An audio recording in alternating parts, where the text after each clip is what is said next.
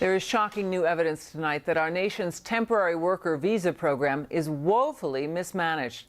In fact, this new information shows that the government has little, if any, idea how many H-1B visas are being issued each year. Bill Tucker reports.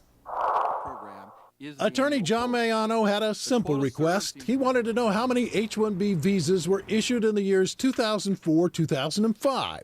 The government would not tell him, so I filed Freedom of Information Act requests to get electronic copies of the records of applications for H-1B guest worker visas. H-1B visas are temporary guest worker visas, which allow foreign workers with specialized skills to work in the United States. Mayano's reasons for wanting to know the information are basic. We do not know how many H-1B visas are being issued each year. The second big question we would know is who's getting these visas. So, what was the government's response to Mayano's request? Quote, "We have completed our search for records responsive to your request, but did not locate any." In other words, they've lost the records. The response came from the person in charge of handling Freedom of Information Act request. We asked the USCIS for a clarification, and the spokesman told us, quote, "The response was a mistake. The letter sent in error.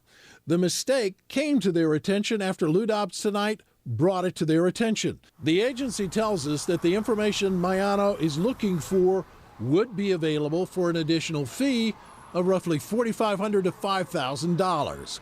The former director of the Office of Internal Affairs at USCIS is stunned. I have never heard of a taxpayer being asked to flip the bill for publicly available information. In fact, USCIS is required to provide these H-1B statistics annually to both the Senate and the House Judiciary Committees, and they have not done that. That the USCIS does not have an immediate database as to who holds these visas or where these people are raises national security implications. Problems with the program are well known. There have been a number of government reviews critical of its management.